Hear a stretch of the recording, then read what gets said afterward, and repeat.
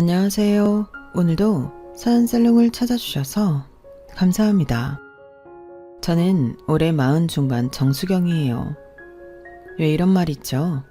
호의가 계속되면 둘리가 된다고 말이에요. 옛날 만화라 요즘 MZ세대는 모를 수 있어서 살짝 설명하자면 아기 공룡인데 요술을 부릴 줄 알고 그럴 때마다 호잇호잇 하는데 그 말이 비슷해서 우스갯소리처럼 하는 말이에요. 여하튼 제 남편놈이 딱 그랬네요. 당연하다 못해 은혜를 원수로 갚는 놈. 아니 정확히 말하자면 말 한마디로 천냥 빚을 내는 딱 그런 놈이라. 아빠가 돌아가시는 날 이혼장을 날리며 갈라섰어요. 무슨 일이길래 슬픈 마음 추스리기도 어려운 그날이었을지 궁금해하실 것 같은데요. 제 사연을 들으신다면 딱 그날이어야 했다는 걸 많이 공감해 주실 것 같아요. 우리 수경이는 피아노도 잘 치네. 분명 피아니스트가 될 거야. 아니 엄마, 피아노 잘 치는 애들이 얼마나 많은데. 많아봤자 다 우리 수경이 미치지. 우리 딸이 얼마나 잘한다고. 기죽을 거 없어. 항상 엄마가 우리 수경이 편인 거 알지? 레슨비 걱정 말고 너 하고 싶은 대로 다 해. 엄마 아빠가 다 지원해 줄 테니까. 저는 어릴 때 집안의 기대를 한 몸에 받고 자란 K 장녀였어요. 엄마의 바람대로 피아노를 정말 잘 쳤던 건 아니지만 그래도 서울에 있는 여대 피아노과를 무난하게 들어갈 정도의 실력은 되었죠. 예체능을 하려면 집안 기둥뿌리 몇 개는 뽑아야 한다는 말처럼 다른 형제들 대신 부모님은 저에게 아낌없는 지원을 해주셨어요. 피아노 레슨은 기본이고 콩쿠르, 마스터 클래스, 입시 때는 대학 교수님 과외까지 하나도 빠짐없이 다 시켜주셨죠.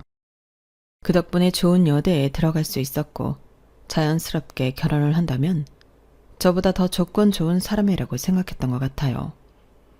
솔직히 말하면 제 학벌보다 못한 사람을 만나본 적 없을 정도로 결혼은 사랑보다 부모님 기대를 저버리지 말아야 하는 하나의 숙제처럼 느껴지기도 했거든요.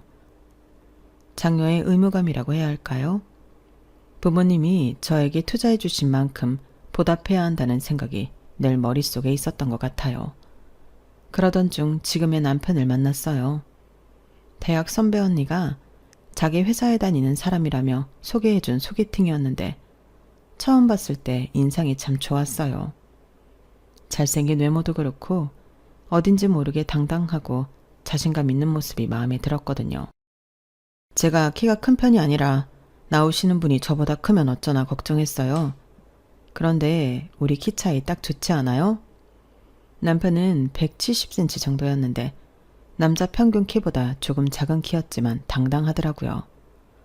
물론 저도 여자 평균 키에 못 미치는 150cm 후반대라 비율만 보면 잘 어울리는 게 사실이었어요. 남자 개그맨 중에 외모나 능력이 출중한데 유독 키가 작아서 소개팅할 때 늦게 나간다는 인터뷰를 본 적이 있는데요. 그 사람이 그러더라고요. 키 때문에 차인 적이 너무 많아서 차라리 처음부터 오픈하려고 항상 늦게 나가서 자신 키부터 보게 만든다고요. 그래서 제대로 된 연애 한번 못 해봤다고 말하는데 남편을 소개받을 때 그 사람이 떠올랐어요. 그럼에도 자신있게 소신을 굽히지 않는 모습과 묘하게 오버랩되면서 누가 보면 단점이라고 말할 수 있을 걸 처음부터 알려주다니 솔직하고 대범하다고 생각들면서 마음이 기울게 되더라고요.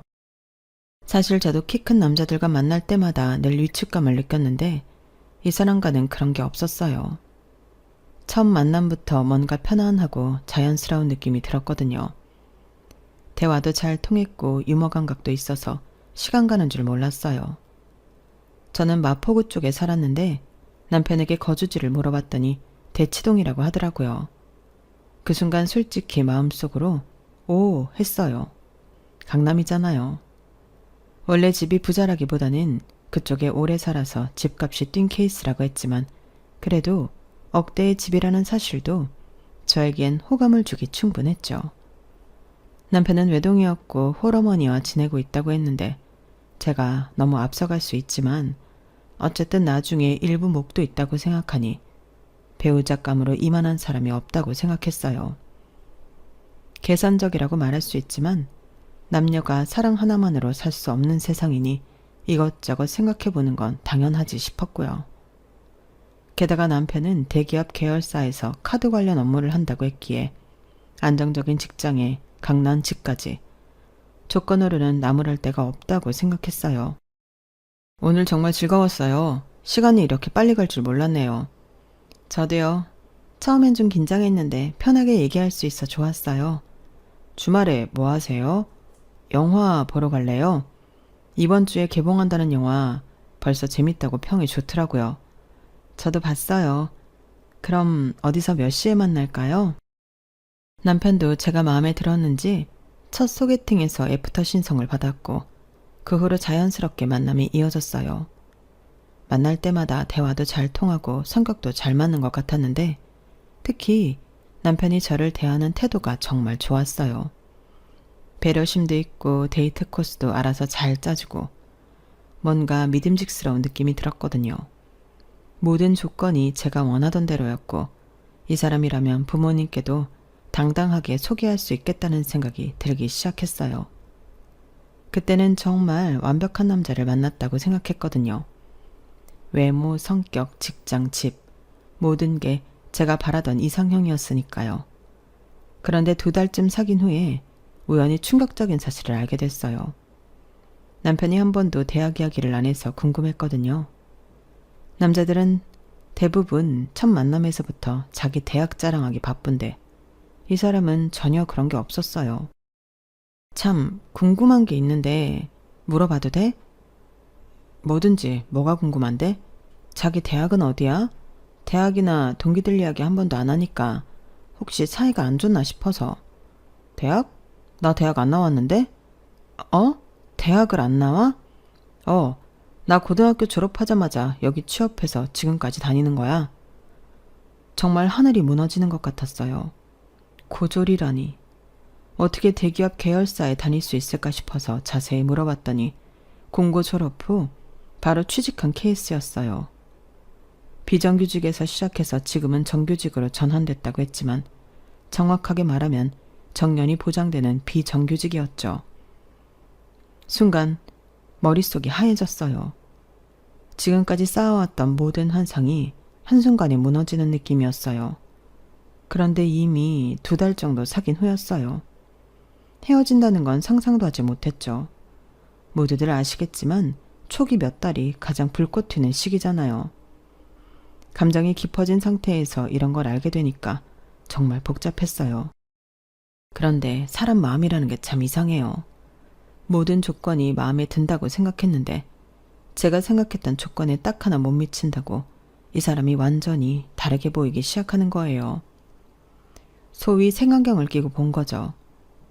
예전에는 당당해 보이던 모습이 허세로 보이기 시작했고 자신감 있던 모습이 오히려 건방져 보이기까지 하더라고요. 당신 그런 식으로 말하면 정말 기분 나빠. 뭐가 기분 나빠? 내가 틀린 말 했어? 아니 그런 게 아니라 말하는 방식이 너무 직설적이잖아. 꼭 그렇게까지 말해야 해? 돌려 말하면 알아들어? 서로 오해만 생기고 또 싸우게 되는데 그래도 최소한 배려는 있어야지. 배려? 너도 나한테 배려 안 하면서 나한테만 요구해? 내가 언제? 지금도 그렇고 맨날 나한테만 맞추라고 하잖아. 이 남자는 정말 고집이 있었어요. 저도 한 성격 하는데 제 고집을 완전히 꺾을 정도로 말이에요. 싸우기도 정말 많이 싸웠어요. 하지만 신기하게도 그때마다 더 깊은 이야기를 하게 됐었는데 그때마다 서로의 과거, 가치관, 앞으로의 꿈까지 모든 걸 털어놓게 되더라고요. 그러면서 점점 서로를 이해하게 됐죠.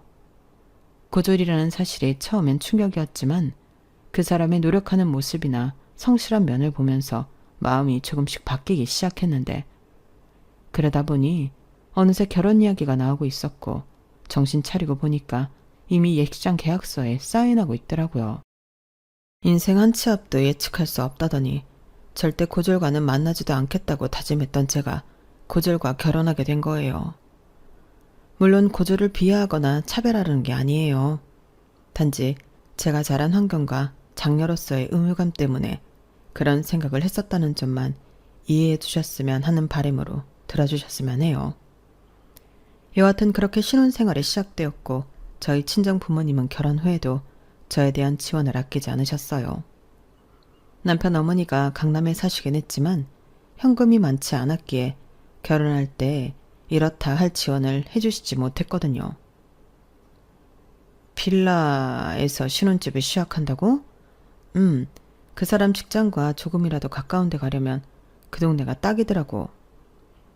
아빠가 도와줄게. 아파트 알아봐. 괜찮아. 딸 시집 보내면 기둥불이 뽑힌다는데 우리 집 기둥 이미 나 대학 보낼 때 뽑았잖아. 마음만 받을게. 고마워 아빠. 우리 큰딸 시집 보내는데 이 정도도 못해주면 아빠가 뭐하러 있어? 매매는 못해주지만 전세자금 정도는 해줄 수 있으니까 잔말 말고 아빠가 시키는 대로 해. 고생하는 거 보기 싫다고 결국 아빠가 전세자금을 지원해 주셨고 아빠의 그런 결단이 고마우면서도 마음 한구석은 무거웠어요. 기혼이 된다는 게 독립을 의미한다고 믿었기에 부모님 손을 계속 빌리는 게 민망했거든요. 하지만 아빠의 그 말, 내 딸 고생시키기 싫다는 그 한마디에 마음이 무너졌죠. 그때 남편이 모은 돈이 7천이었는데 그걸로 가전 가구 사고 신혼여행까지 다녀오게 되었어요. 그래도 알뜰하게 모은 남편을 보고 사람 하나는 잘 골랐다고 친정아빠는 칭찬해 주셨어요. 아빠는 늘 현실적이셨거든요. 사랑도 중요하지만 경제적 능력도 봐야 한다고 항상 말씀하셨고요. 남편이 고졸이라는 걸 알았을 때도 학력보다는 성실함이 더 중요하다며 오히려 저를 다독여 주셨는데 아빠는 참 단단한 분이셨어요. 세상의 정한 기준보다는 사람 자체를 보고 판단하셨고 저한테도 늘 그런 시선을 가르쳐 주셨죠. 그런 아빠의 인정을 받은 남편을 보며 그땐 진심으로 이 사람과 잘 살아갈 수 있겠다고 믿었어요. 그런 아빠가 전세자금을 주셔서 서울 끝자락에 24평 복도식 아파트에서 신혼생활을 시작하게 되었어요. 빌라에 비해 깔끔하게 정리된 단지 내에서 생활을 할 수 있다는 게 생각보다 큰 행복으로 다가오면서 남편도 처음엔 쑥스러워했지만 고마워하며 친정 부모님에게도 잘하려고 안부 전화를 자주 하는 듯 노력하는 게 보였어요. 그때는 정말 단란한 신혼부부였죠. 소박한 저녁밥상 하나에도 고맙다며 웃던 우리. 주말엔 공원에서 아이스크림 하나 들고 산책하며 나눈 대화들이 아직도 기억나요. 당시엔 그렇게 사소한 일들이 우리 부부의 행복을 완성해준다고 믿었어요. 얼마 지나지 않아 큰딸이 태어났는데 그때도 부모님의 지원은 계속됐어요. 침대나 장롱 같은 것들을 구매해 주시며 큰딸 방을 꾸며주실 정도로 장녀 사랑이 특출났거든요. 엄마는 말없이 살림 도와주셨고 아빠는 손주에게 필요하다 싶은 물건은 직접 인터넷으로 찾아 주문까지 하셨어요. 첫 아이를 낳고 허둥대는 저에게 든든한 뒷배가 되어주셨죠. 정말 복받은 딸이라는 생각이 들었어요. 아빠, 갓난쟁이가 이렇게 큰 침대가 뭐 필요 있다고. 이 책상은 또 뭐야? 할아버지 선물이지 뭐긴 뭐야. 애 크는 거 순간이고 필요할 때 사라면 막상 비싸지니 미리미리 사두면 이득이지 뭘 그래? 항상 그런 식이었어요. 당신 딸 고생하는 거 싫다고 큰돈 나가는 건 서슴없이 대신 먼저 사용해 주셨고 덕분에 외벌이었지만 풍족하게 살 수 있었던 것 같아요. 물론 남편과 저는 고마운 마음이 있었고 남편도 우리 부모님에게 정말 잘했어요. 그동안 한 번도 호텔 레스토랑에 모시고 갈 생각을 못했는데 비싸서 엄두도 못 냈거든요. 5만 원 정도 하는 곳들을 모시고 간 적은 있어도 그 이상은 저도 가보지 못했으니까요. 그런데 대기업 계열사 다니는 남편 덕분에 초대권이 나와서 부모님을 모시고 호텔 레스토랑에 가보기도 했어요. 부모님이 얼마나 좋아하셨는지 몰라요. 특히 아빠가 사위 덕에 좋은 데 구경한다며 흐뭇해 하실 땐 정말 결혼 잘했다는 생각을 했죠. 평생 자식 뒷바라지하느라 외식도 제대로 못했던 부모님이 양복 입고 와인잔을 드시는 모습을 보는데 뭉클했어요. 그렇게 당당하게 부모님을 모신 순간 저도 어른이 된 기분이었죠.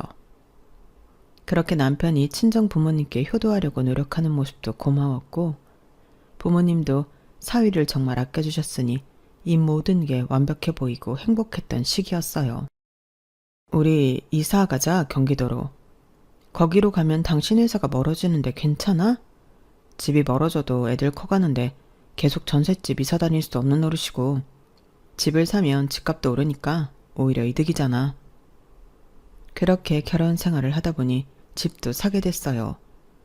둘째도 출산하고 얼마 지나지 않아 더 큰 집이 필요했던 우린 결국 김포 신도시의 아파트를 구매해서 이사를 하게 됐었거든요. 계약서에 사인하던 그날 괜히 뭉클했어요. 이제 우리 가족만의 보금자리가 생겼다는 게 실감나더라고요. 그 순간만큼은 서로 눈빛만 봐도 통하는 그런 사이 같았어요. 우리가 이만큼 왔다는 자부심도 있었고요.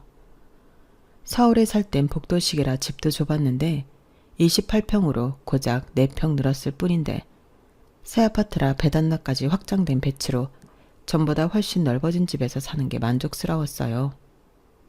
서울 끝자락이었지만 거기도 서울이라고 전세 자금 빼니 신도시 작은 평수 아파트를 매매할 수 있었던 거죠. 특히 아이들이 뛰어다닐 공간이 생긴 게 가장 좋았죠.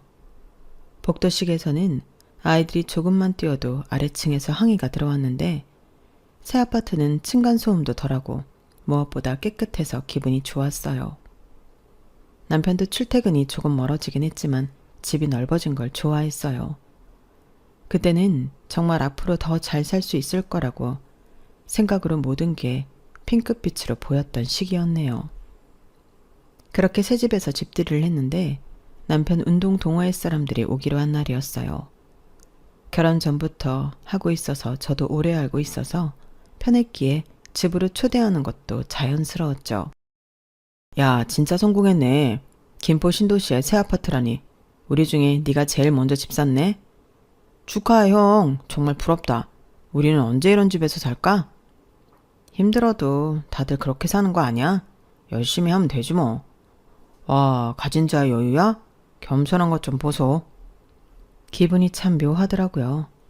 제가 나쁜 심보인지 모르지만 결혼할 때 아빠가 주신 돈 전세자금 빼서 이사 온 거라 우리 아빠가 사준 집인데 마치 당신 노력으로 이룬 것처럼 말하니까요. 물론 남편도 열심히 살았고 최선을 다한 건 알지만 적어도 그 순간만큼은 내 부모의 헌신도 함께 인정받고 싶었어요. 속으로는 고생한 아빠가 듣지 않은 게 천만다행이라고 느껴질 만큼 너무하다 싶더라고요. 아빠가 주신 돈으로 집 산 거잖아. 아버님이 주신 돈은 주신 돈이고 그럼 내가 생활하면서 그동안 벌어온 건 생각 안 해? 아이쿠, 싸우지 마세요. 다른 얘기 합시다. 기분 나빠 바로 정정하려고 말했더니 남편 역시 지지 않고 맞받아치더라고요. 분위기가 어색해진 걸 눈치챈 동호회 사람들이 다른 이야기 하자고 해서 더 이상 싸울 수 없었지만 그 순간 뭔가 틀어지기 시작했다는 걸 느꼈어요. 남편의 표정이 굳어지는 게 보였는데 그런 분위기를 동호회 사람들도 눈치채고 일찍 돌아가더라고요. 결국 그 사람들이 돌아가고 대판 싸웠어요.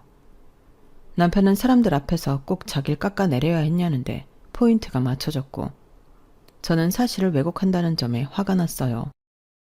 말이 점점 거칠어졌고 그동안 쌓인 감정들이 한꺼번에 터졌어요. 서로를 이해하려 하기보다 이기려는 말싸움이 됐고 결국 상처만 남았죠. 처음으로 이 사람과 안 맞다는 생각이 들기 시작했어요.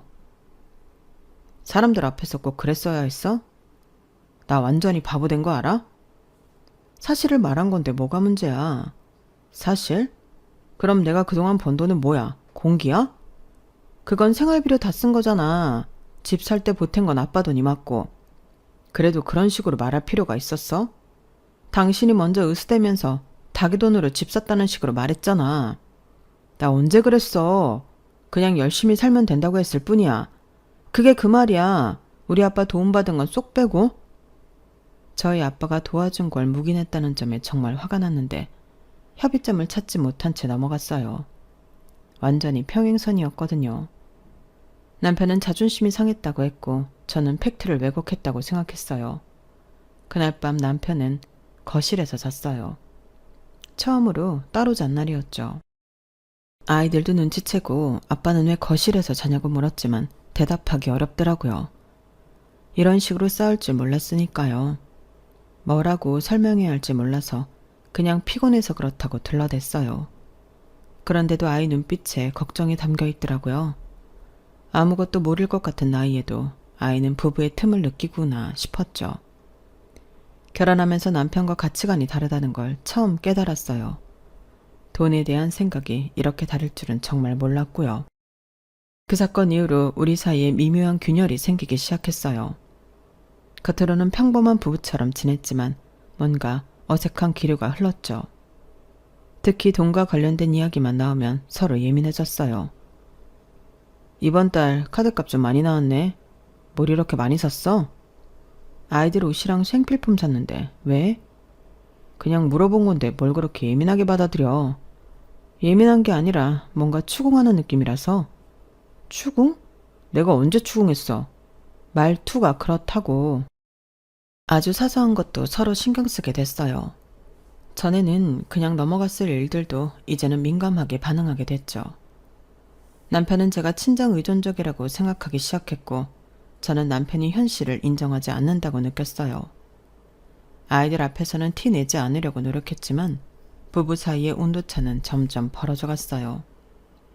예전에는 저녁에 함께 TV 보면서 이런저런 이야기를 나눴는데 이제는 각자 핸드폰만 보게 됐어요. 대화도 필요한 것들 위주로만 하게 됐고 농담이나 장난도 현저히 줄어들었죠. 이런 식으로 살아가는 게 맞나 싶었지만 어떻게 풀어야 할지 모르겠더라고요. 서로에게 기대는 법을 잊은 것 같았어요. 같은 공간에서 살아도 마음은 점점 다른 방향으로 흘러가고 있었고 어느새 우리는 그걸 자연스럽게 받아들이고 있었어요. 마치 처음부터 그랬던 것처럼요. 그렇게 지내는 어느 날 엄마한테 연락이 왔어요. 아빠가 요즘 계속 살이 빠져서 병원에 갔다가 혈액암 말기라는 판정을 받았다고 하더라고요. 평소와 다를 바 없이 웃고 식사하시던 모습이 아직도 생생한데 그렇게 순식간에 달라질 수 있다는 사실이 너무 무섭고 믿기지 않았어요. 솔직히 저는 폭삭 속았수다 드라마에서 관식이가 혈액암이라는 소리를 들었을 때 어떻게 그걸 모른다고 했었는데 막상 겪어보니 진짜 모르고 갑자기 판정받는 상황이 생길 수 있다고 생각했어요. 갑자기 그게 무슨 말이야? 살이 좀 빠지긴 했어도 식사 잘 하셨잖아. 내 말이 그 말이야. 그냥 컨디션이 안 좋은 거라고만 생각했는데. 너무 익숙했던 아빠의 존재가 조금씩 사라지고 있다는 걸 뒤늦게 느꼈어요. 그동안 괜찮겠지 하며 남겼던 사소한 변화들이 왜 그렇게 아프게 느껴지는지 모르겠더라고요. 의사 선생님 말씀으로는 혈액암은 특정 부위가 아픈 게 아니라 여러 장기가 조금씩 제 기능을 못하거나 약한 장기부터 반응이 오기 때문에 피곤하거나 요즘 좀 이상한 애 정도로 잠식되니까 예민한 사람이나 평소 건강관리를 하는 사람이 아니면 알아차리기 쉽지 않다고 하셨어요. 그래서 대부분의 환자들이 늦게 발견되는 경우가 많다고 하더라고요. 아빠도 단순히 나이 때문에 체력이 떨어진다고만 생각하셨던 거죠. 혈액암 말기래. 이제 어떡하지? 엄마, 진정하세요. 우선 병원에서 어떻게 하자고 했어요? 말기면 치료법은? 설마 얼마 안 남았다고 하신 건 아니죠? 치료를 해보자고 하는데 아빠가 너무 힘들어해. 한다고 사실 이렇다 하게 달라질 것도 없대고 환자 의지라는데 오히려 병명을 몰랐다면 더 건강하게 짧은 삶이라도 사실 수 있었을지 모르지만 병명을 아는 순간 아빠는 타임랩스를 타신 듯 폭삭 늙기 시작하셨어요. 병실에 누워 계신 아빠를 바라보는 순간마다 시간이 도려내듯 흘러갔어요. 어쩌면 병보다 더 잔인한 건 이제 곧 이라는 그 무기력한 기다림이었는지도 모르겠어요. 병원에 입원해서 치료를 시작했지만 사실 혈액암은 강하게 치료할 수도 없대요. 어느 한 장기가 문제라면 하다못해 떼어내면 살 수 있지만 혈액은 온 몸을 도니까 강한 약을 사용할 수도 없는 거였죠. 의사 선생님, 아버지 상태가 어떤가요? 솔직히 말씀드리면 많이 진행된 상태입니다. 이대로라면 준비하셔야 할 것 같습니다. 평생 건강하셨던 아빠가 며칠 사이에 완전히 다른 사람이 되신 것 같았어요. 걸음걸이도 느려지시고 말씀하실 때도 힘이 없으셨거든요. 아빠는 모든 상황을 인지하시고 어차피 얼마 못 사시는데 병원이 아니라 집에서 편히 쉬다 가고 싶다고 하셨어요. 그 말을 들은 엄마는 계속 울기만 하시고 안 되겠다고 생각한 저는 우리 집으로 모시고 오게 되었어요. 엄마의 어깨는 점점 작아지고 있었고 저는 자식으로서 단단해져야 한다는 생각 외엔 아무것도 떠오르지 않았어요. 눈물보다 행동이 필요한 순간이었죠. 아빠한테 받은 것만 있는데 이렇게 갑자기 아빠를 떠나버린다면 계속 후회할 것 같았거든요. 엄마가 정신을 차리지 못하고 있으니 아빠를 돌보려면 제가 더 낫겠다고 생각한 점도 있었고요. 평생 저를 위해 살아오신 아빠인데 마지막 순간만큼은 제가 곁에 있어드리고 싶었어요. 그래서 우선 저희 집으로 모시고 가겠다고 했죠. 괜찮아. 내가 가면 김서방도 불편할 텐데 난 집으로 가면 돼. 아니야, 아빠. 아빠가 사준 집인데 그동안 김서방 불편하다고 제대로 와본 적도 없잖아. 그리고 왜 김서방만 생각해? 나도 있는데. 아빠 딸 집이니까 편하게 가도 돼. 그렇게 아빠를 안심시키고 남편한테 문자를 보내고 둘째 방 좀 치워달라고 했어요. 둘째 방을 꾸며놓긴 했는데 아직 어려서 저랑 안방에서 자니까 당분간 그곳에서 지내시면 될 것 같았거든요. 급작스러운 상황이라 미리 상의하지 못한 게 미안했지만 이런 때 가족이 아니면 누가 도와드리겠어요. 남편도 그동안 아빠한테 잘해드렸으니까 이해해 줄 거라고 생각했어요. 자기야, 문자 확인한 거지? 지금 아빠 퇴원 수석 받고 있어. 1시간 반 정도면 도착할 것 같은데? 미안. 딴 거 하느라 문자 못 봤어. 갑자기 퇴원하셔? 병원에서는 더는 못하겠다고 한 거야? 문자 확인을 하지 않아 전화했더니 뭔가 시큰둥한 반응이었지만 급한 상황이라 넘겼어요. 그리고 아빠랑 집에 왔는데 남편 표정이 별로 반기지도 않고 그렇다고 걱정하는 것은 더더욱 아니더라고요. 아빠를 보는 둥 마는 둥 형식적으로 가볍게 목례만 하더니 안방으로 들어가 버리더라고요. 신경 쓰였지만 우선 아빠를 쉬게 해드리고 싶어서 둘째 방에 뉘어드리고 나왔어요. 아빠가 누우시면서도 남편이 하는 걸 봤으니 신경이 쓰이셨는지 미안하다는 말씀을 계속 하시는데 가슴이 너무 아팠어요. 방 안에 누우신 아빠의 모습을 바라보니 마음이 복잡했어요. 저 공간이 아빠에게 평안한 안식처가 되어야 하는데 남편의 냉랭한 태도 때문에 그마저도 미안해지는 건 오히려 저였거든요. 아빠가 미안할 게 뭐가 있어. 김서방 때문에 그래? 저 사람 회사 일 때문에 좀 예민하다고 했는데 그새 또 한 소리 들었나 봐. 아빠 때문에 그런 거 아니니까 괜히 나 속상하게 미안하다는 소리 하지 마. 그래, 알았어. 많이 움직였더니 좀 피곤하네. 한숨 좀 잘게. 좀 쉬어. 저녁 되면 깨우러 올게. 평생 가족을 위해 희생하신 분이 왜 미안해 하시는지. 어린 시절 제 손을 잡고 등굣길을 함께 해주던 그 손이 이제는 힘없이 떨리고 있었어요. 그렇게 강해 보이던 아빠가 작아지는 모습이 너무 낯설고 슬펐습니다. 사위 눈치를 보는지 이해하지도 못하겠고 이 상황이 서운했어요. 더군다나 방 정리도 대충 되어 있었고 남편이 별로 신경 쓰지 않았다는 게 티가 났어요. 그래도 급한 대로 아빠를 모셨으니 다행이라고 생각했죠. 하지만 남편의 차가운 반응이 계속 마음에 걸렸어요. 작은 방에서 나오니 안방문이 열리더니 이야기 좀 하자며 손짓을 하더라고요. 왜? 무슨 말 하려고 안방까지 오래? 별로 좋은 이야기 아니니까 장인이 들어서 좋을 거 없잖아. 가뜩이나 요즘 너랑 이야기만 하면 큰소리 나는데 괜찮아? 네가 상관없으면 거실에서 이야기해도 난 상관없어. 들어가자마자 빈정대는 말투로 사람 속을 긁는데 진짜 한숨부터 나오더라고요. 뭐라고 대꾸해야 하지 싶다가도 남편이 말하는 태도 괜히 큰 소리라도 나면 작은 방에서 주무시는 아빠 깰 테고 더 불편해하실 거라는 게 머릿속에 그려졌어요. 그러다 보니 이렇다 할 대꾸도 못한 채 가만히 서 있을 수밖에 없었죠. 이런 이야기 하자고 불렀어? 설마 내가 이런 시답잖은 이야기 하자고 불렀겠냐? 그럼 뭔데? 빙빙 돌리지 말고 말해. 나 아빠 저녁 식사 준비해야 하니까. 집이 없으신 것도 아니고 왜 집 놔두고 여기 오셨대? 그 순간 머리를 한 대 맞은 것 같았어요. 부모님이 아픈데 자식이 모시고 오는 게 이렇게 큰일이 난 것처럼 호들갑 떨 일인가 싶더라고요. 반대로 시어머니가 아프시면 그래도 이런 말이 나왔을까 싶었죠. 무슨 말이야? 어머니가 아프셔도 당신 그렇게 말할 거야? 우리 엄마는 상황이 다르지. 아빠가 있는 것도 아니고. 장인은 다르잖아. 장모도 계신데 왜 굳이. 내가 한스러워 모시고 왔다. 나 힘들지 말라고 다 해주셨는데 이렇게 떠나보내면 아무것도 해드린 거 없이 받기만 한 것 같아서. 저도 모르게 감정이 복받쳐 올랐는지 목소리가 살짝 올라가면서 제 진심을 전했어요. 아무리 싸우고 냉전 중인 상황이라지만 사람이라면 제 마음을 이해해 줄 거라고 생각했거든요. 더군다나 결혼 초부터 아빠에게 받은 혜택들이 단지 저 하나만 편하게 살자고 그랬던 것도 아니니까요. 그랬는데 제 기대가 너무 컸다는 걸 말이 끝나자마자 알았네요. 아니, 이놈은 사람 새끼가 아니라는 걸 그 순간 깨닫게 되었어요.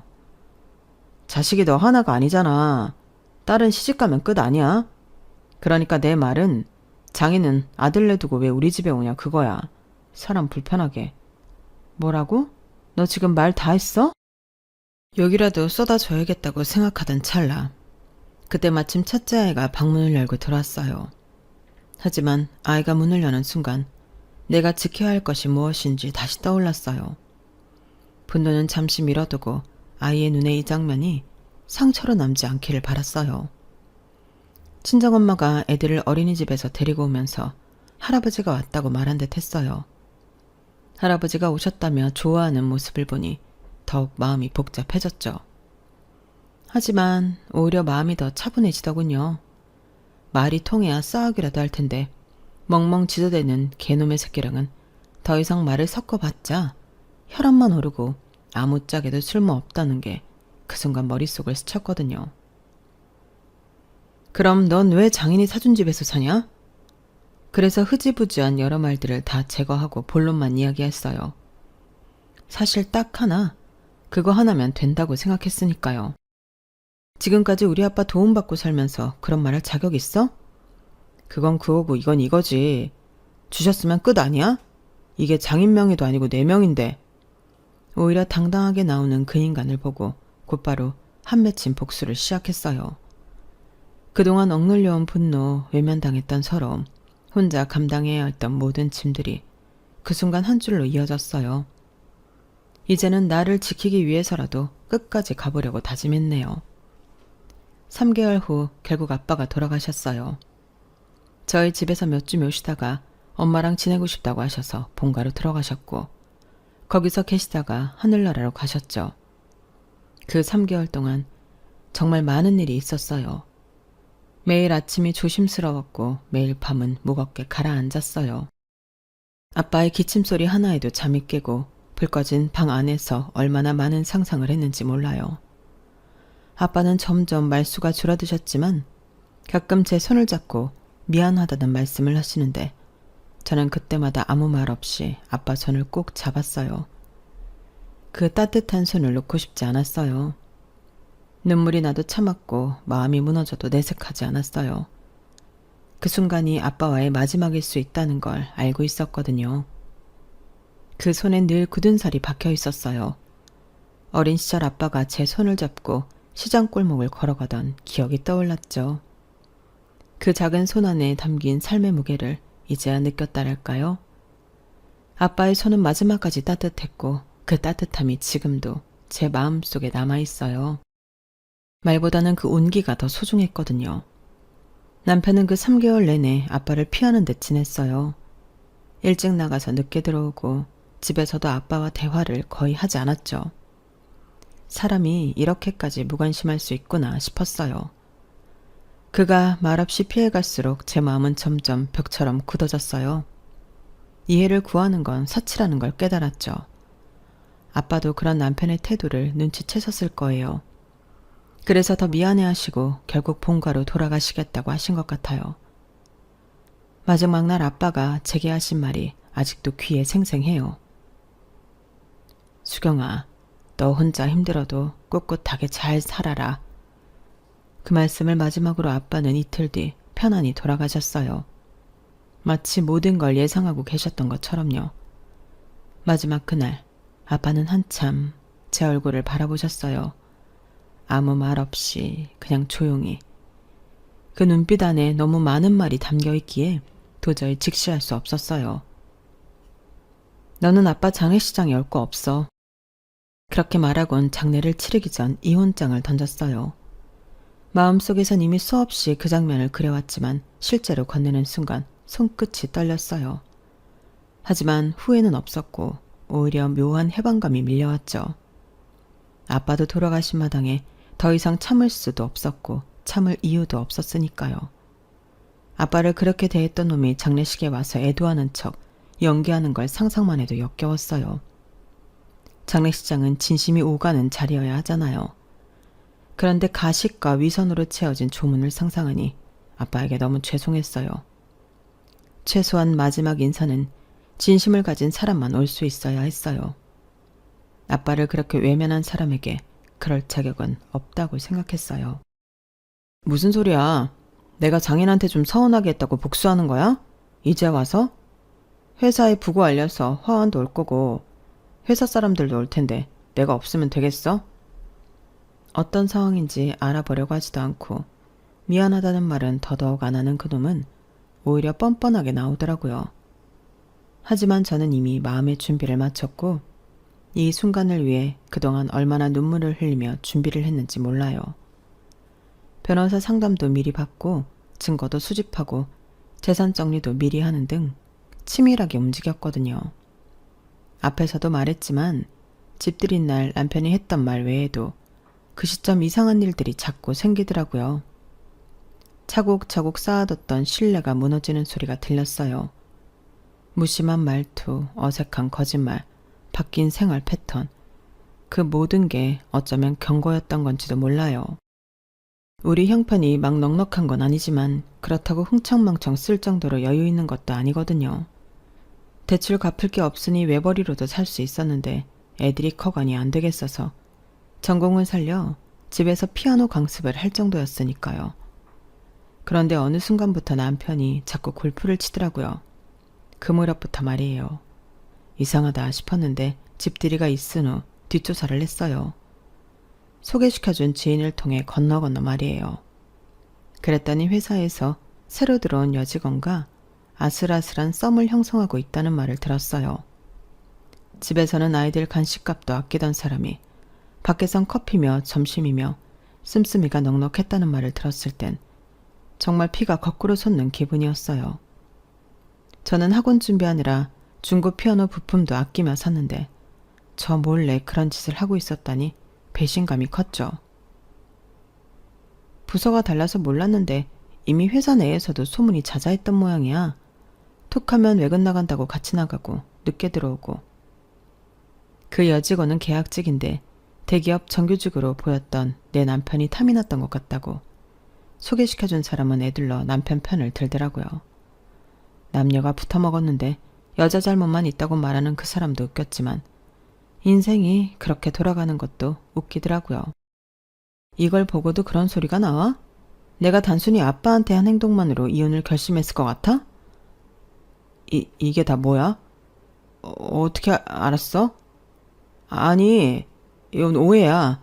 내가 다 설명할게. 설명할 거 없어. 널 위한 화환도 이미 회사에 도착했을 테니까. 화환? 무슨 소리야? 그게 왜 내 회사로 가? 남편 업무를 임종 맡았다고 생각한 저는 내연녀에게 날리는 경고와 함께 남편 회사로 화환을 보냈거든요. 변호사에게 물어보니 직접적인 이름만 없으면 크게 걸릴 거 없다고 해서 누가 봐도 그녀라는 걸 알지만 직접적인 명시 없이 보냈어요. 꽃집 사장님도 주문 내용 듣고 잠시 정적이 흘렀어요. 결국엔 괜찮겠냐며 저를 걱정하셨지만 전 단호하게 말했죠. 이건 복수가 아니라 경고라고요. 그 말을 하는 순간 아직 본격적인 복수가 시작된 것은 아니지만 제 마음속 깊이 맺힌 응어리를 조금은 풀어지는 것 같더라고요. 아니나 다를까 화환이 회사에 도착했는지 남편놈에게 전화가 울려대기 시작했죠. 그년이거나 그 상황을 정리하고 싶은 관련된 놈들이거나 그건 제가 알 바 아니었지만요. 엄마와 동생들에게도 이미 언질했기에 장례식장에 김서방 따위 없는 게 문제되지 않았어요. 오히려 은혜를 원수로 갚은 듯한 그놈 없어서 속 시원하다는 입장이었죠. 그렇게 이혼했어요. 말이 이혼이지 사실은 내가 삶을 되찾는 과정이었어요. 버리고 나니 알겠더라고요. 얼마나 많은 것들을 혼자 끌어안고 버텨왔는지. 이혼 과정도 재산 분할을 더 가져가려고 어찌나 찌질하게 굴던지요. 그리고 놀라운 건 이혼을 했다고 삶이 곧장 나아지는 건 아니었지만 마음이 가벼워지니 모든 일이 한결 수월해졌다는 점이었어요. 매일 무거운 쉬며 살았던 과거가 이제야 깨달아지더라고요. 내가 얼마나 숨을 참고 살아왔는지. 미쳤어? 아예 끝장을 내겠다고 작정한 거야? 내가 가만히 있을 줄 알아? 이거 명예훼손이야. 그래, 해보고 싶으면 뭐든 해봐. 설마 내가 그런 준비도 없이 뒤집어 엎었을 거라 생각해? 그랬다면 너 그동안 나 물러본 거야. 어이없어 하던 남편은 장인 장례식에 자기가 왜 빠져야 하냐며 조금 전까지 따지더니 꽁무니를 빼버리더라고요. 예상했던 반응이고 의리 따위는 개뿔 없는 놈이라 한숨만 나오더라고요. 저런 놈 뭐가 좋자고 결혼해서 이 모양 이 꼴을 보는지 제 자신이 좀 한심하게 느껴졌거든요. 하지만 지난 3개월 동안 준비한 걸 어떻게 이길 수 있겠어요. 미리 준비해뒀기에 그때마다 대처를 잘 할 수 있었고 회사에서도 자리가 위태로워진 남편은 분쟁할 돈도 없으니 더 따지고 들지 못하고 결국 얼마 가지 못해 이혼 서류에 도장 찍더라고요. 양육권도 가져오고 육아비도 받아내고 아빠가 준 전세 자금은 고스란히 제게 돌아왔으며 재산분해라고 해봤자 뭐 얼마나 모인 돈이 있었겠어요. 전세 자금 빼서 이사할 때 공동명의로 했는데 아빠가 준 돈이라 제 명의로 하려고 했는데 아빠가 먼저 혹시라도 김서방 마음 상하게 그러지 말라고 하셨거든요. 공동명의가 세금도 덜 내고 부부에 대한 믿음으로 결혼 생활은 하는 건데 어차피 너 준 거 네 이름이면 어떻고 남편과 같이 하면 또 어떠냐고 하셨어요. 그땐 좋다고 했던 놈이니 제가 더 열받았죠. 그래서 이혼한다면 반반되는 걸 막기 위해 준비가 필요했고 아빠도 돌아가신 마당에 제가 저놈 꼴 볼 이유 없으니 이혼장을 날린 거죠. 결국 돈 1,000만 원 가지고 남편은 다시 본가로 들어갔어요. 저는 아빠가 해주신 집에서 아이들과 잘 지내고 있어요. 이제 아파트 입구에 가게를 알아봐야 할 정도로 수강생도 늘었어요. 대출금이 없는 집이 있고 남편과 상간녀에게도 위자료 받았고 양육비도 꼬박 들어오고 있으니 제가 버는 돈으로 정말 넉넉하게 지낼 수 있더라고요. 아이들도 아빠 없는 걸 크게 신경 쓰지 않더라고요. 오히려 집 분위기가 훨씬 밝아졌어요. 더 이상 눈치 보며 살 필요가 없으니까요.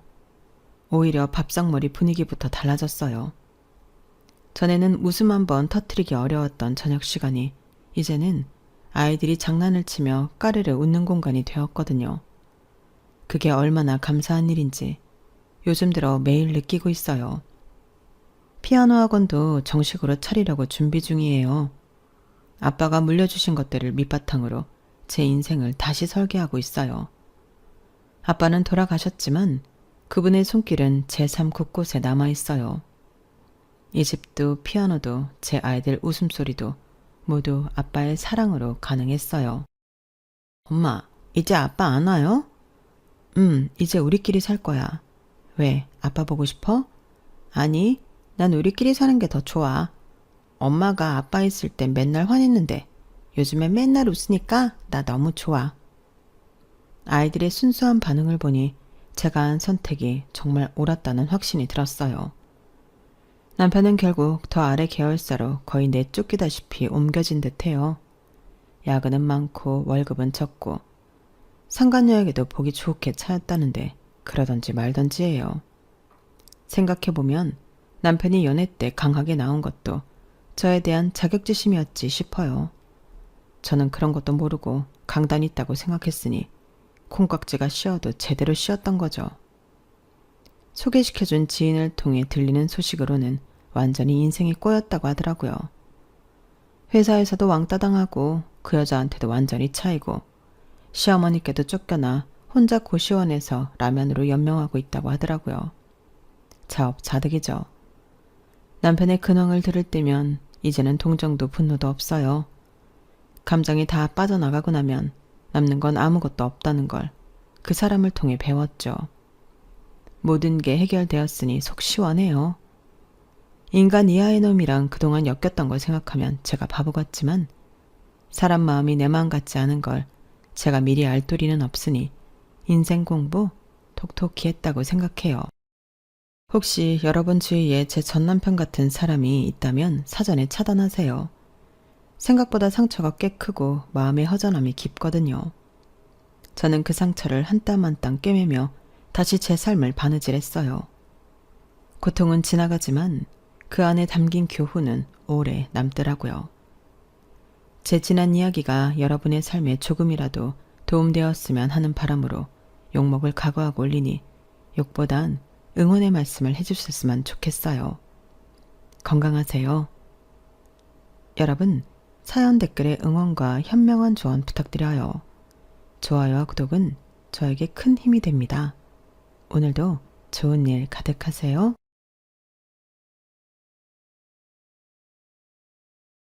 안녕하세요. 오늘도 사연 살롱을 찾아주셔서 감사합니다. 4년 전에 이혼하고 다시 싱글이 된 돌싱녀예요.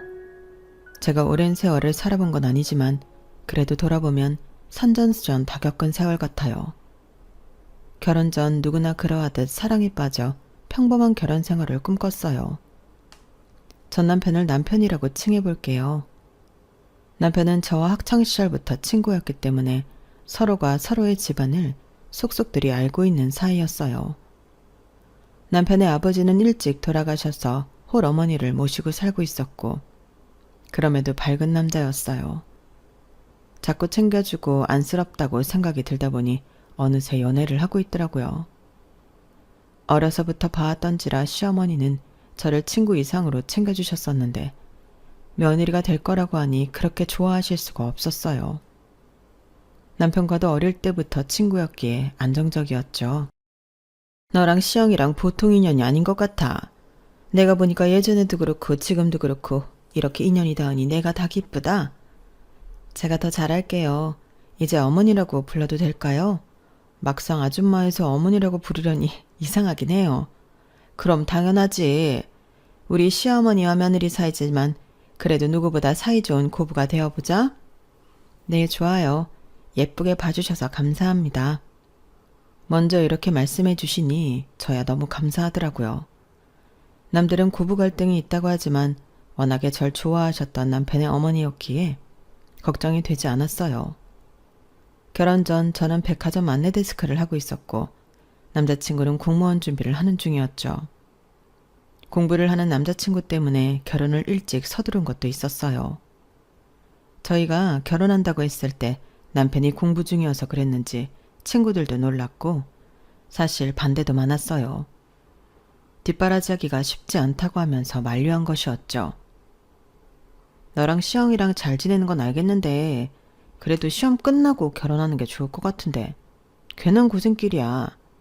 괜찮아. 고생길도 같이 가고 싶어. 너를 누가 말려. 그래, 시영이랑 진짜 잘 살아야 돼. 우리 친구들이 응원할게. 저와 남편을 잘 아는 제 단짝 친구들은 걱정 반 응원 반을 해주면서 그래도 제가 선택한 길을 응원해 주었어요. 그렇게 저희는 결혼을 하였죠. 결혼했으니까 이제 네가 뒷바라지 해야지. 시영이 뒷바라지 주면서 일 다니는 게 쉽지 않을 테지만 부탁한다. 넌 뭐든 잘 해낼 거야. 네, 걱정 마세요. 시영이 꼭 단기간에 합격할 수 있게 할게요. 결혼을 하니 공부 뒷바라지를 하라고 하는 시어머니였지만 결혼을 했으니 내 몫이라고 생각이 들었어요. 그렇게 남편 뒷바라지가 시작이 되었고 즐기는 신혼생활은 아니었지만 그래도 보람된 신혼생활이라고 느껴졌죠. 남들은 주말마다 외식하고 여행 가는 신혼생활을 보내는 반면 저는 주말에도 공부를 해야 하는 남편이었기 때문에 혼자 시댁에 가는 일도 많았어요. 홀어머니였기 때문에 신경이 많이 쓰이는 나날이었거든요. 네가 진짜 잘 생각한 거야. 일찍 결혼해도 네가 위너라고. 우리 아들 공무원만 돼봐라. 먹고 살 걱정은 없지. 맞아요. 시영이도 열심히 하니까 잘 될 거예요. 너무 걱정 마세요. 우리 아들 굶게 할까봐 걱정이었는데 와서 보니까 잘 해먹이는 것 같구나. 간혹 속에 있는 말을 해서 당황스럽게 하는 시어머니였지만 마음만은 저를 굉장히 좋아하는 시어머니였기에 남편을 잘 챙기라는 말이 나쁘게 들리진 않았어요. 그렇게 길고 긴 뒷바라지의 생활이 시작되었지만 남편과 함께 가는 길이라 그런지 행복했어요. 친정에서는 제가 남편의 공부 뒷바라지를 하는 것을 못마땅히 했지만 워낙 막역한 사이였기 때문에 그럼에도 응원의 말씀을 많이 해주었어요. 시험 끝나고 결혼하던지 하지 참. 됐어. 이미 선택하고 결혼했으니 그냥 잘 살기만 하면 되는 거야. 응원한다. 고마워요, 엄마 아빠. 주변에서 걱정을 꽤나 했던 결혼이었기에 잘 사는 모습을 꼭 보여드리고 싶었어요. 그렇게 힘든 내색 한번 하지 않고 남편을 열심히 뒷바라지하였고 다리가 부르트도록 백화점에서 일을 해야 했죠. 그렇게 제가 열심히 일을 하고 남편은 하루 종일 공부하는 일상을 보내는 신혼생활이 시작되었어요. 모두에게 보란듯이 보여주고 싶었던 남편은 하루도 안 빠지고 공부를 하더니 결국 구급 공무원이 되었고 이렇다는 성취감에 저 역시 눈물이 나더라고요. 자기 정말 고생했어. 남들이 우리 보고 결혼 늦추라고 그렇게 말했는데 이렇게 보여줄 수 있으니까 너무 기쁘네. 다 자기 덕이지. 이제 나도 돈 버니까 자기도 쉬엄쉬엄 일해. 힘들었잖아. 그날 남편과 얼마나 눈물을 흘리며 서로 부둥켜 안고 울었는지 몰라요. 시어머니 역시 남편이 고생한 걸 알았기 때문에 남편의 합격 소식에 덩달아 눈물을 많이 흘렸죠. 벌이가 많지 않은 직업일지라도 안정적인 직업이었기에 노후가 걱정이 되지 않았고 남편의 성격은 잘 알았기에 이제 행복하게 살 일만 남았다고 생각했어요.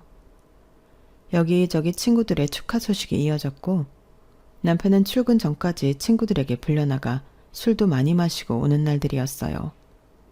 하지만 힘들게 고생한 남편이었기에 섭섭했어도 말 한마디 하지 않았네요. 그렇게 기쁜 마음으로 남편의 첫 출근 날을 기다리고 있는데 시어머니가 대뜸 재혼을 하신다고 하시더라고요. 알고 보니 올해 만나온 남자친구가 있으신 어머니셨고 공부하는 남편에게 혹시나 방해가 될까봐 말을 하지 못하였다고 하더라고요. 이제 니들도 가정을 꾸렸는데 나 혼자 이렇게 쓸쓸하게 늙어갈 수는 없잖아. 너희에게 짐이 되지 않아야지. 뭐든 어머님이 좋아하시면 됐죠. 아마 이도 기쁘게 받아들일 거예요. 엄마, 그래도 좀 충격이네. 충격은 무슨, 네가 나중에 절을 할 거다. 남편은 어머니의 재혼 소식에 몹시 놀라고 불쾌한 얼굴이었고 어머님도 남편의 그런 얼굴을 보니 마음이 많이 불편한 모양이었죠. 좋은 남자야. 너 학교 다닐 때부터 학비고 뭐고 다 지원해 주셨기도 했고. 그분이 제 학비를 다 지원해 주셨다고요? 그래, 말은 안 했지만 살면서 나한테 정말 도움이 많이 되신 분이지. 오랜 연애를 하셔서 어머니에게도 금전적으로 꽤 많이 지원해 주시고 계시다고 하더라고요. 사실 홀로 되신 지 꽤 오래되신 어머니였기에 그저 옆에 누군가가 의지될 만한 사람이 있다고 하니 저는 참 기뻤어요. 어머님도 이렇게 다 오픈하고 나니 마음이 편하신지 재혼을 서두르시면서 행동하셨죠. 남편은 처음엔 어머니의 재혼을 좋게 받아들이진 않았지만 어머니가 기뻐하시는 모습을 보곤 결국 받아들였고 그렇게 작은 언약식만을 한 채 어머님은 재혼을 하게 되었어요. 저에게도 생각지도 못한 시아버지가 생기게 된 거예요. 시아버지는 많이 겪어보지 않아도 알 수 있는 인품을 가지셨더라고요.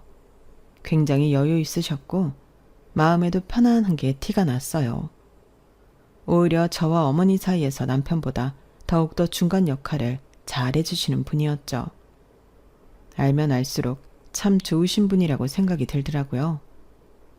며느리 사랑은 시아버지라고 진짜 시아버지는 아니었지만 전 진짜 시아버지처럼 모시려고 노력했는데 그 마음을 아시는지 저를 정말 살뜰히 챙겨주시려고 했어요. 사업체를 운영하시는 분이어서 벌이가 크지 않은 저희에게도 도움을 주셨고요. 시영이랑 주말에 어디 좋은 데라도 다녀와. 이거 콘도 티켓이야. 내 거래처에서 주더라고. 어머 아버님, 어머님이랑 다녀오시지. 감사해요. 잘 다녀올게요. 이건 용돈이다. 가서 먹고 노는 데 써야지. 나도 주는 기쁨이 너무 좋아. 금전적으로 여유가 있으신 분이어서 그런지 저에게 참 많은 도움을 주셨는데 문제는 여기서 발생하고 말았어요. 그런 모습들을 시어머니는 정말 반기지 않는 모습이었거든요. 처음엔 저를 좋아했던 시어머니였지만 이상하게 재혼을 하고 난 뒤 변하셨죠. 늘 저를 볼 때마다 고맙다고 하신 분이었지만 이제는 그저 저는 어머니에게 며느리 그 이상도 이하도 아닌 기분이 들더라고요. 그래도 오래 봐온 세월이 있는데 갑작스레 변한 시어머니에게 섭섭한 마음이 많이 쌓여가더라고요. 넌 그렇게 시아버지한테 넙죽 받고 싶니? 애가 어쩜 염치가 없어. 아, 저는 그냥 아버님이 주신다고 하길래 받았는데 죄송해요. 그럼 내 아들 면이 뭐가 돼? 이래서 없는 집은 티가 난다는 거야. 넙죽 넙죽. 아버님을 만나시고 생활에 여유가 생기셔서 그런지 저희 집안을 탓하는 소리도 꽤나 자주 하셨어요. 결혼 후 남편을 뒷바라지할 때는 그렇게 우리 며느리라고 칭찬하시던 분이라 그런지 당황스러운 나날이었죠. 그리고 시어머니 또한 반찬 가게와 식당 일을 하면서 남편을 키웠기 때문에 저보고 없이 살았다고 할 때마다 더 화가 났어요. 지금은 중견 사업체를 가진 사장의 와이프가 되었기에 어머니는 과거를 잊으신 거죠. 한순간에 변한 시어머니가 버거운 마음이었어요. 시아버지가 며느리 챙겨주는 건데 뭘 그렇게까지 말을 해요? 괜찮으니까 받아라. 이런 거 해주는 게 중요하지.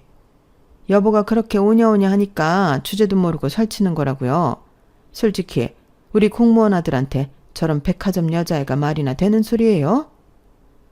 시어머니의 발언에 입이 벌어지더라고요. 몇 년을 공부시킨 건 아니지만 그래도 결혼 후 2년 동안 뒷바라지한 저에게 공무원 아들과 어울리지 않는다는 말이나 하는 시어머니에게 큰 상처를 받게 되었거든요. 여보, 말 조심해요. 며느라 미안하다. 내가 대신 사과할게. 네 시어머니가 원래 말은 그렇게 해도 마음은 따뜻한 거 알지? 요즘 이래저래 불편해서 그래. 뭘 없는 말 한 것도 아닌데 너네 말이 섭섭하니? 솔직히 공무원을 네가 어떻게 만나겠어? 어머님, 저 시영이 뒷바라지 그래도 2년이나 했어요. 그때는 고맙다고 하셨으면서 이제 와서 이러시는 이유가 조금 속상하네요. 네가 공무원 와이프 되고 싶어서 그런 거지 뭐. 너 지금 생색내니? 공무원 아들에게 저라는 여자가 어울리지 않는다고 말하는 시어머니에게 큰 상처를 받게 되었는데 이것은 시작에 불과했어요. 시어머니는 점점 더 변해가기 시작했고 저뿐만 아니라 집안일을 도와주시는 아주머니에게도 막말을 일삼았어요. 자식들은 뭐하길래 이런 데서 이래요? 참나. 원래 초년복 없으면 중년복이라도 있어야 하는 건데.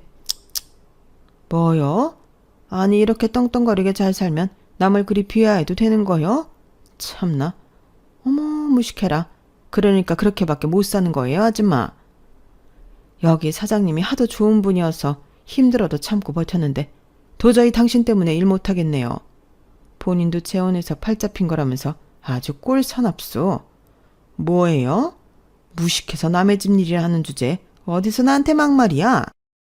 멀리서 보고 있으면 정말 갑질이 따로 없을 정도로 너무나도 남을 하대하는 시어머니였어요. 그렇게 저한테 막말은 기본으로 일삼았죠.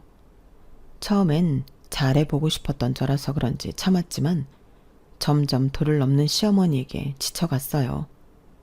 어떻게 사람이 이런 식으로 한순간에 변할 수가 있나 싶다가도 내가 알던 시어머니가 아니었구나 싶은 것이 오히려 속았다는 생각까지 들었죠. 제가 이런 얘기를 남편에게 해도 남편은 제가 예민한 거라고 대수롭지 않았고요. 모든 걸 다 알고 있다고 생각했는데 이런 일이 있을 때마다 시어머니를 두둔하는 남편에게도 참 섭섭했어요. 연인이기 전에 오랜 친구였기 때문에 더욱더 제 마음을 못 알아주는 것 같았거든요. 한 번은 시어머니가 이런 소리까지 하셨죠. 너 백화점 일 말고 다른 일 할 수 없는 거야? 오늘 네 시아버지 모임 다녀오는데 며느리 뭐 하냐고 물어보니까 할 말이 있어야지. 내가 쪽팔려서 원. 데스크가 어때서요? 귀천이 어디 있다고 그러세요? 그리고 거기서 일하면서 시영씨 뒷바라지 한 거죠. 아주 뒷바라지 2번 했다간 큰일이네. 어머님 너무하세요. 사실 급이 안 맞을 건 또 뭔가요? 사람 사이에 급이 어딨다고. 그리고 어머님도 가진 고생 다 하면서 시영씨 키웠는데 그때를 다 잊으신 거예요? 진짜 보고 있으면 웃기네요. 너 지금 나 가르치려 드는 거니? 어머니, 저 시영씨랑 결혼할 때 뭐라고 하셨어요? 너무 좋다고 아주 잘 맞는 인연이라고 하셨죠. 그리고 시영씨 뒷바라지 할 때는 그렇게 좋다고 하셨으면서 이제 와서 왜 이러세요? 너 아주 나한테 쌓인 게 많구나? 네, 아주 많죠. 아버님이랑 재혼하고 어머님 완전 변하셨어요. 누가 보면 원래 사모님인 줄 알겠어요. 뭐야? 그때는 그때고 지금은 지금이지. 어디서 급도 안 맞는 애가 나대는 거니? 어머님은 급을 운운하며 저에게 급이 떨어진다고까지 하셨죠. 아무리 말을 해도 어머님과는 말이 통하지 않았어요. 그날 그런 일이 있고 정말 화가 나신 어머님은 저에게 다시 오지 말라며 화를 내셨고 시아버지가 퇴근을 하고 오셔서야 진정이 되었어요. 하지만 그 어미의 그 아들이라고 했던가요? 결혼 전 저를 위해 목숨을 바칠 것 같던 남편은 점차 시어머니화 되어가고 있더라고요. 시어머니의 횡포는 참아도 남편의 변한 모습은 사실 참기가 가장 힘들었어요. 솔직히 나도 너 어디 가서 백화점에서 일한다고 하는 거 창피하긴 해. 뭐? 진짜 이런 말까지 안 하려고 했는데 정말 웃긴다. 꼴랑 구급 공무원 주제에. 너 지금 뭐라고 했어? 꼴랑? 너 이게 얼마나 힘든 건 줄 알아? 네가 공부를 해봤냐? 어따 대고 백화점 나부랭이가 나한테 꼴랑 이런 맛 써. 너도 어머님이랑 진짜 똑같아지는구나. 언제부터 그렇게 잘 살았다고. 남편도 사실 시아버지가 생긴 뒤부터 씀씀이가 해퍼진 것도 사실이었고 뒤에서 시어머니가 본인 아들이라고 모든 걸 다 해주었기 때문에 점점 변해가고 있었어요. 그런 모습을 보니까 모든 게 힘에 부치다는 생각을 많이 하게 되었죠. 모든 걸 다 놓고 싶었을 때였지만 그래도 남편과 연애 스토리도 생각이 나고 남편과 친구였던 시절도 있었기에 이 남자를 쉽게 떼어나지 못하겠더라고요. 그놈의 정이 뭔지 섭섭하고 속상하지만 그때는 좋았거든요. 너 안색이 아주 안 좋아. 시영이랑 무슨 일 있어? 우리가 봤을 때 시영이 완전 똥차인 줄 알았는데. 시영이 어머니 재혼하고 진짜 장난 아니라며. 소문 다 났어 기집애야. 아, 뭐 그거야 우리랑 상관은 없지. 오랜만에 친구를 만나도 다 제 남편 얘기를 했어요. 시어머니의 재혼으로 남편이 친구들을 만날 때마다 쓰는 씀씀이가 달라졌기에 친구들 또한 남편을 달리 보기 시작했고 그 반면에 저를 부러워하는 눈빛도 있었죠. 그러던 중 시아버지 생신날이 다가왔고 사실 시아버지가 된 지 오래되시진 않았지만 그래도 가족보다도 더 잘 해주시는 분위기에 챙겨드리고 싶었어요.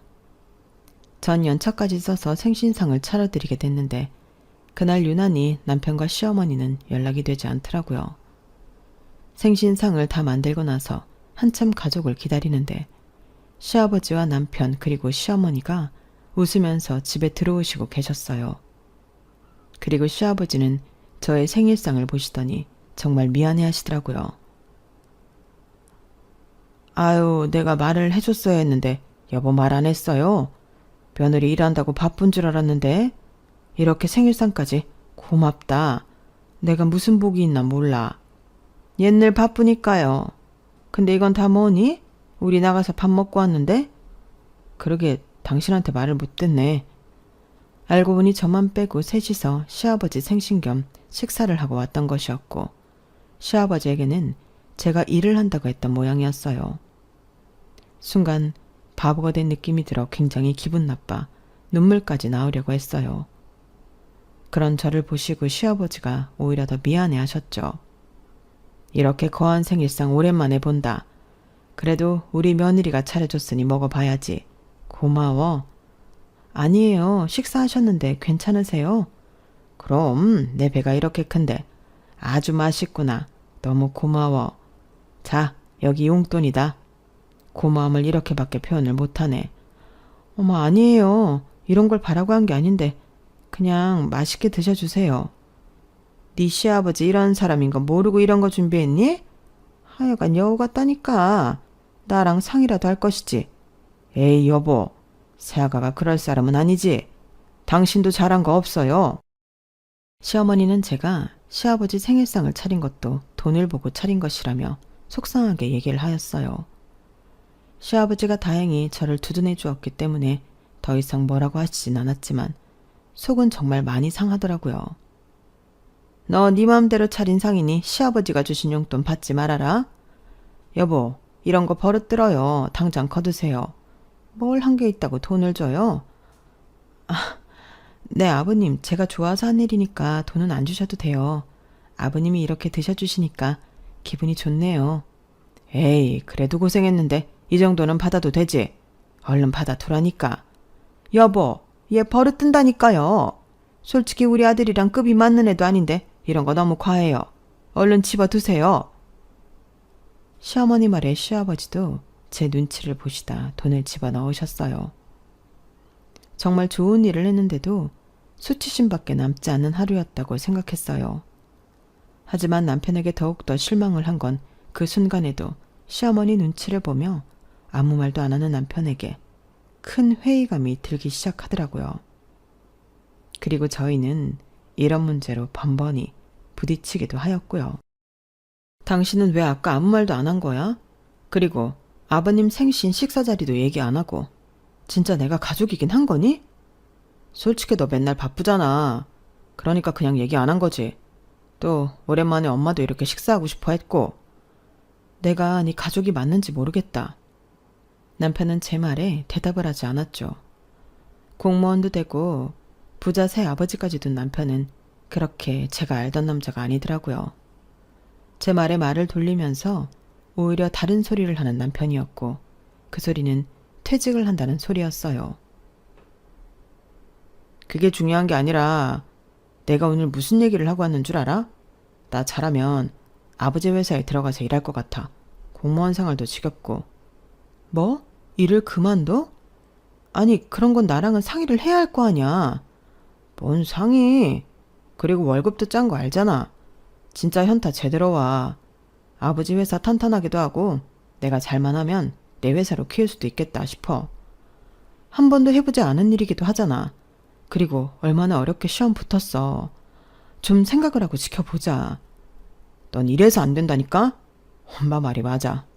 어머님이 뭐라고 하셨는데 너랑은 급이 안 맞는다고 하시잖아. 근데 큰 돈을 벌 수 있는 기회인데도 가는 콩알만 해가지고 안 된다부터 하잖아. 그런 너랑 나랑 맞는 거냐? 공무원이면 평생 직장이잖아. 생각을 해보자는 거지. 제 의견은 안중에도 없었어요. 시어머니는 그날 식사 자리에서 자식이 없는 시아버지에게 남편이 시아버지를 도와 일을 하는 게 어떻겠냐고 물었고 시아버지 또한 남편을 친아들로 생각하고 있던 터라 흔쾌히 받아들였다고 했어요. 오히려 좋아하셨다고 했죠. 안 된다는 게 아니라 생각 좀 해보자. 웃기지 마. 공무원보다 훨씬 나아. 꽉 막혀가지고는. 나 거의 마음 먹었거든. 퇴직할 것 같으니까 그렇게 알아. 지금 아버지 생신이 중요한 게 아니라고. 당신이 그 일하면 아버님한테 더 누가 되지 말아야 해. 알고 있어? 제 의견은 그냥 묵살이었죠.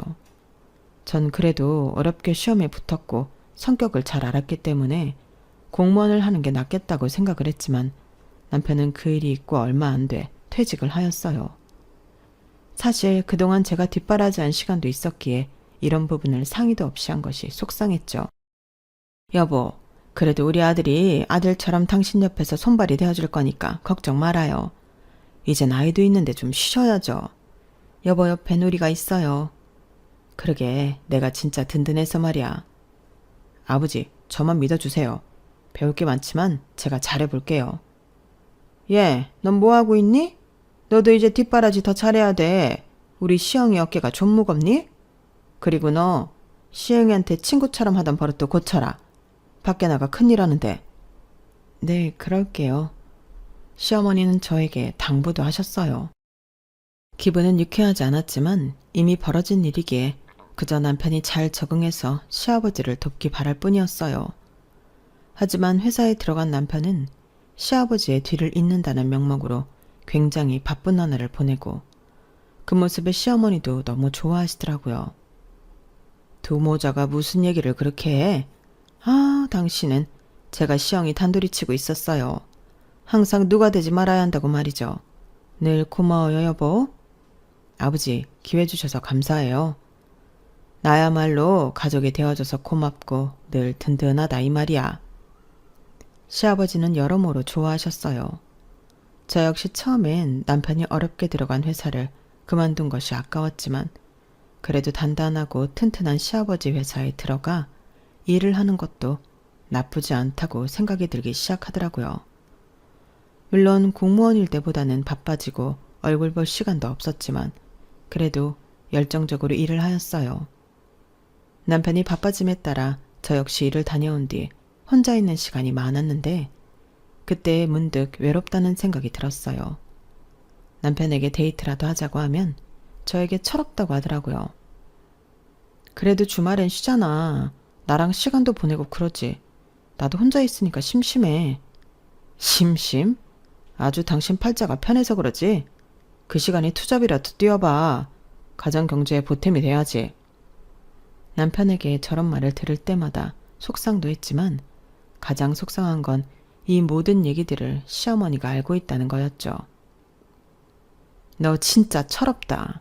이제 막 일 배우는 애한테 데이트니 뭐니? 어쩜 그러니? 그래도 주말은 괜찮을 줄 알았어요. 하여튼 생각 없기로 참 유명하다. 그런 뜻으로 한 건 아니었는데 이래서 너랑은 급이 안 맞는다는 거야. 우러러보는 목표점이 다르잖니? 이젠 말하기도 입 아프다. 시어머니는 오히려 남편이 회사를 다니자 저를 더 마음에 안 들어 하셨어요. 이 가족 틈에 낄 수가 없더라고요. 하지만 그럼에도 언젠간 내 진심을 알아줄 거니 꾹 참고 살아보자 라고 생각했죠. 공무원 월급을 받다가 회사 월급을 받게 되니 남편의 월급도 달라졌고 벌이도 달라지다 보니 지금보다 씀씀이도 달라졌어요. 남편은 본인 회사는 아니지만 아버지 회사라는 명목으로 정말 많은 회식을 다녔는데 그러다 보니 공무원일 때보다도 집에 소홀하게 되더라고요. 주말이면 골프를 가야 한다는 핑계로 혼자 두게 하는 일도 많았어요. 이러다 보니 혼자 있고 저러다 보니 혼자 있게 되어서 이쯤 아이가 있어도 좋겠다는 생각이 들었죠. 저와 남편 둘 다 딩크족은 아니었기에 지금쯤 아이를 가져도 괜찮겠다 싶은 마음이 들었거든요. 결혼한 지 이제 4년차 되어가는데 임신도 슬슬 준비해야 하지 않겠어? 무슨 임신이야? 나 지금 이렇게 바쁜 거 몰라? 너 임신하고 집에서 쉬려고 하지? 아서라, 요즘엔 맞벌이는 필수야. 무슨 말을 그렇게 해? 결혼하면 아이는 당연한 거지. 아이라도 생기면 달라질까 싶어 임신 얘기를 꺼내도 남편은 바쁘다며 무안을 주었고 행여나 아이 핑계로 일을 그만둘까봐 아이 갖기가 꺼려진다고 대놓고 얘기하였어요. 뭐가 이렇게 남편을 변하게 한 걸까? 참 고민이 많아지더라고요. 너 시영이한테 아이 갖자고 했니? 지금 시영이 잘 나간다고 아이로 축세를 채울 예정인가 본데 행여나 꿈 깨라. 지금이야 말이지만 솔직히 너 마음에 안 차. 진짜 어머님 속물이시네요. 혼자셨을 땐 고맙다고 하셨으면서 이제 와서 이렇게 변하세요. 사랑해서 결혼했고 결혼을 했으니 당연히 아이가 갖고 싶은 건 당연했던 건데 시어머니는 저에게 엄청 뭐라고 하시더라고요. 도저히 이해가 가지 않았고 돈이 사랑을 이리도 변하게 하나 싶은 게 마음이 이상했어요. 내가 말했지? 그건 그때라고. 싫으면 이혼하면 될 거 아니야. 막말로 예전 시영이 같으면 몰랐겠지만 지금 시영이 같으면 재혼이라도 여자들이 줄을 섰어. 어머님이 원하시는 게 이혼이었어요? 그래. 솔직히 이혼했으면 좋겠다. 시영이도 아마 바라고 있을걸? 남편도 저와의 이혼을 바란다는 말에 마음을 독하게 먹기로 다짐을 했어요. 그리고 남편과 결판을 지으려는 그때 마침 동창회가 있었고 결혼 후 마음적으로 여유가 없어 한참을 가지 못한 동창회를 먼저 갔다 오게 되었죠. 옛 친구들이라도 만나면서 이혼 전 남편과의 추억을 회상해보고 싶은 생각도 있었거든요. 요즘에야 이혼이 별거 아니라지만 막상 제가 겪을 수도 있다고 생각하니까 무서웠거든요. 그렇게 동창회에 도착했어요. 윤지야, 너 진짜 오랜만이야. 몇 년 동안 소식도 없고 얼마나 보고 싶었는데. 그러게 나도 너무 반갑다. 시영이는 매년 왔잖아. 네가 안 오니까 다들 궁금해했어. 그렇게 됐어. 아, 시영이는 오늘 바빠서 못 올 수도 있다고 하더라고. 왜 남편과 같이 안 다니냐는 말에 사실 멋쩍더라고요. 그렇게 친구처럼 잘 지냈던 우리가 왜 이렇게 됐는지 싶은 게 속상한 마음도 드는 밤이었어요.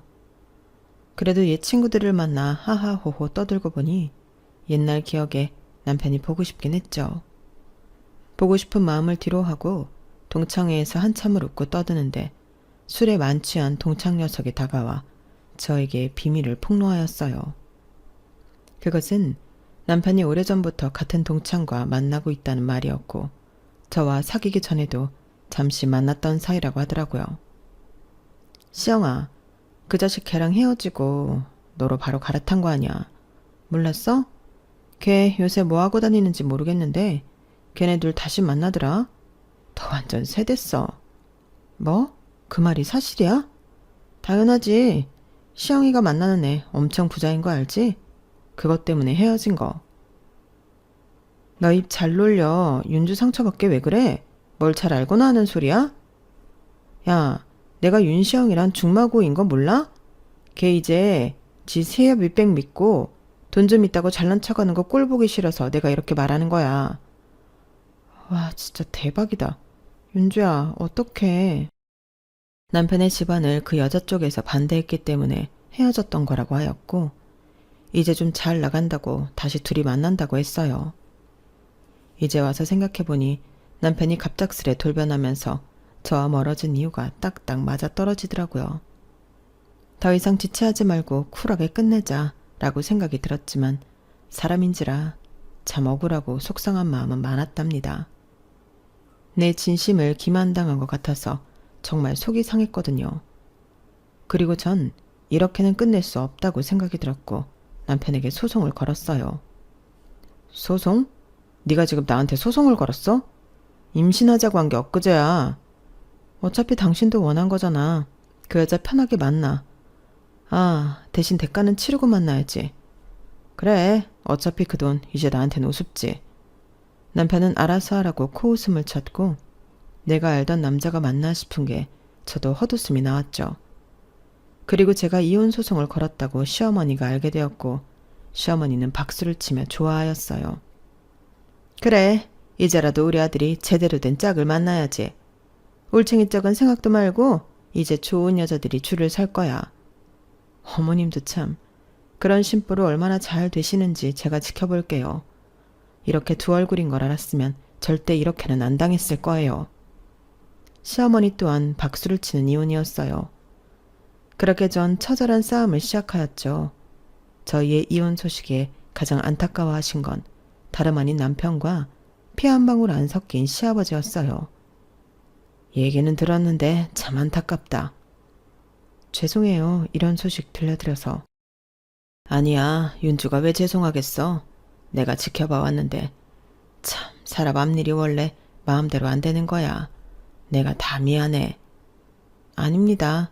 아버님은 정말 잘해주셨어요. 오히려 남편보다 시어머니보다 절 버티게 해주셨죠.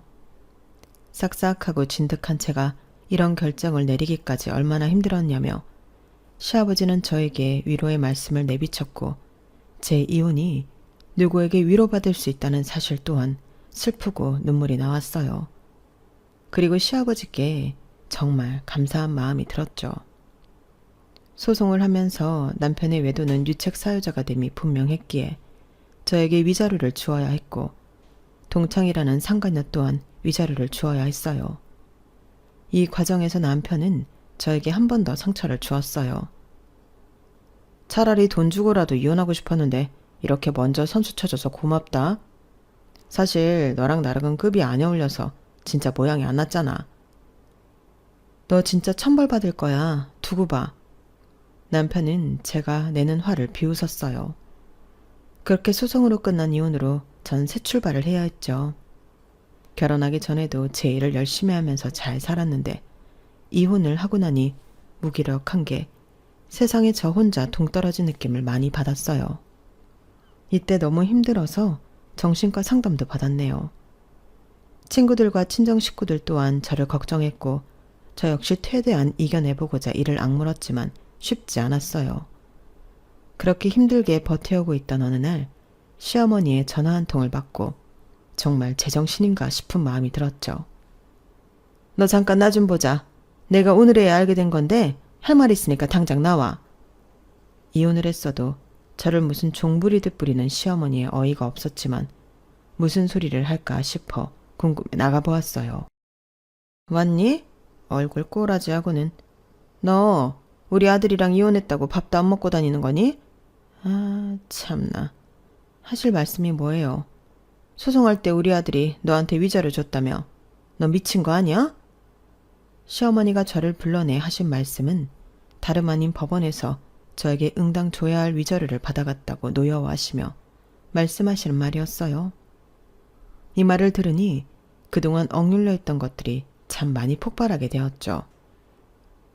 먼저 주면서 미안하다고 해도 모자를 판에 당연히 줘야 하는 걸 받아서 화가 나신 거예요? 그래, 네가 한 게 뭐 있니? 솔직히 너 안내 데스크에서 일하면서 공무원 와이프나 해보자 하고 결혼한 거 아니야. 네가 좋아서 뒷바라지한 거잖아. 시어머니는 제가 남편을 뒷바라지한 것조차 제가 원해서 한 것이라며 그 위자료를 다 토해내라고 하셨고 이때 정신이 번쩍 차려졌어요. 내가 왜 이 정상적이지 않은 인간들 때문에 상처받고 이렇게 있어야 하지 말이에요. 내가 어떻게 되신 거 아니에요? 그쪽들은 저한테 미안해하면서 싹싹 빌어도 모자르다고요. 그런데 뭐요? 돈을 내나? 진짜 가만히 있으니 가만히로 하나. 됐고요. 아줌마 정신 차리세요. 뭐? 아줌마? 이게 진짜 총 맞았나? 총은 아줌마가 맞은 것 같은데요.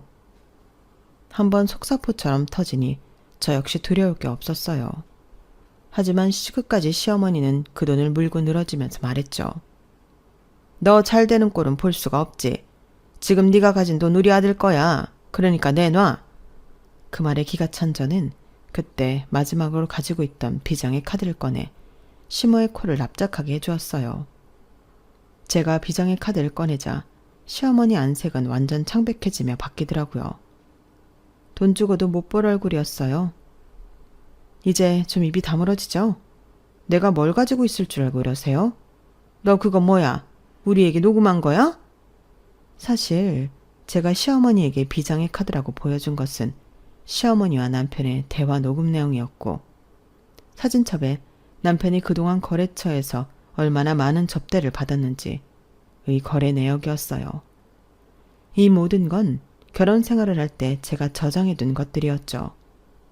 말도 없이 연차를 쓴 날 집에 도착해보니 남편과 시어머니가 얘기를 나누고 있었고 그 내용은 시아버지의 회사를 어떻게 통째로 집어삼키는지에 관한 내용이었어요. 제가 온 사실도 모른 채 남편과 시어머니는 대화에 집중하고 있었거든요. 그렇게 잘 해주시는 시아버지의 뒤통수를 치려고 하는 모자를 보고 정말 치가 떨렸지만 애써 모른 척했던 것도 사실이었어요. 남편에게 은연중 시아버지에게 잘해야 한다고 했지만 남편은 본인이 알아서 한다고만 하면서 저에게 윽박지르기 일쑤였거든요. 남편과 시어머니가 저런 소리를 했지만 혹시라도 시아버지 뒤통수를 칠까 싶었고 사실 제가 마음에 여유가 없던지라 시아버지까지 생각할 여유는 없었어요. 그렇게 묻어둔 것이 시어머니를 만남으로써 다 생각이 나더라고요. 너 그래, 대화 내용은 그랬다 치고 거래처에서 접대받은 내역들은 어떻게 한 거야? 어머님 모르시나요? 저희 소송회원이잖아요. 이 사람 외도 증거를 다 잡아야 하는데 그럼 제가 이 사람 서재방이랑 핸드폰을 안 뒤졌을까 봐요? 얌전한 고양이가 부뚜막에 먼저 올라간다더니 너 진짜 영악하구나. 영악한 건 두 모자가 더 영악하죠. 끔찍하게. 제가 그동안 정신적 충격에 휩싸여서 정신을 좀 놓고 살았는데 오늘 아줌마 보니 정신이 차려지네요. 그 말 무슨 뜻이야? 이제 제가 어떻게 하는지 보세요. 아줌마가 쏘아 올린 공 제가 받아서 잘 보내드릴 테니까요. 전 그리고 이걸 모두 가지고 시아버지가 있는 회사에 도착을 했어요.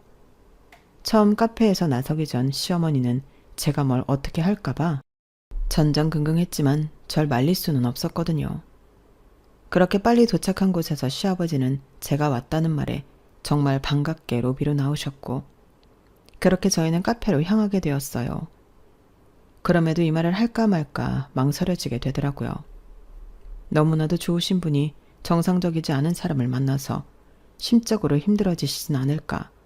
그 와중에도 고민이 됐지만 그래도 제가 알고 있는 모든 내용을 얘기하게 되었고 시아버지는 녹음 내용과 함께 일한 지 얼마 되지도 않은 남편이 거래처에서부터 접대를 받으며 물품들을 더 비싸게 들여오고 있다는 것을 알게 된 후 큰 상실감에 휩싸이셨죠. 이 모습을 보는 제가 너무 마음이 아팠지만 시아버지는 몇 번이나 저에게 고맙다는 얘기를 하였어요. 고맙다. 깜빡 모르고 지나칠 뻔했어. 아니에요. 미리 말씀드렸어야 했는데 사실 제 남편이라고 생각하니 쉽게 말이 떨어지질 않았어요. 저도 참 나쁘죠. 아버님이 이렇게나 잘해주셨는데 이혼하고 한참을 정신을 놓고 살다 오늘 시어머니를 만나고 나서 생각이 났습니다. 그래서 이렇게 달려온 거고요. 죄송해요 정말. 시아버지는 저의 고해성사를 듣고 눈물을 훔치면서 안아주셨어요. 제 결혼 생활이 저에게 얼마나 힘든 결혼 생활이라는 것을 알아서였는지 이해를 하신다고 했고 본인의 속마음을 이야기해 주셨어요. 너한테 그렇게 행동하는 거 보고 나도 사실 내가 알던 사람이 맞나 싶었어. 도우미 아주머니한테도 그렇고 그래도 믿어보고 싶었는데 역시나였다니 참. 이 말을 하시고는 이제 본인이 알아서 해결한다며 저에게 집에 가 있으라고 하셨죠. 그리고 며칠 뒤 남편에게 전화벨이 울렸고 그 전화 내용은 저에게 쌍욕을 하는 얘기였어요. 이 모든 사실을 알게 된 시아버지는 가만히 있을 리 없었고 남편을 쫓아냄과 동시에 시어머니까지 집에서 쫓아내신 거였죠. 작은 언약식만 하고 혼인신고도 하지 않았기 때문에 그야말로 집 밖으로 쫓겨난 시어머니였고 남편마저도 회사와 집에서 쫓겨나게 되었던 거예요. 이게 정상이지. 네 위치가 원래 거기였어. 착각하지 마. 그동안 착각했니? 네가 뭐라고 했길래 아버지가 우릴 내쫓아? 우리 인생 망치고 네가 무사할 줄 알아? 내 인생 어쩔 거야? 넌 내 인생 생각이나 한 적 있어? 나랑 네 엄마는 원래 그 자리로 돌아간 거야. 그게 니네 모자라고. 한순간에 남편과 시어머니는 모든 걸 잃었어요. 그렇게 좋던 부자 사모님 행세도 할 수 없게 됐고 남편은 공무원을 퇴직했기 때문에 직장까지 잃게 됐던 거예요. 시어머니 또한 분에 못 이겨 저에게 음성문자를 참 많이도 남겼어요. 다 욕문자였지만 얼마나 통쾌하던지. 일이 있고 다시금 저도 활력을 되찾게 되었어요. 왜 그동안 당하고 살았나 싶은 게 마음도 굳세게 먹게 되었거든요. 친구들을 만나서도 마음은 불편했지만 제가 당당하지 못할 건 없기에 최대한 아무렇지 않아 했어요. 윤지야, 진짜 고생 많았다. 시영이 걔 바람피네랑도 쫑났대잖아.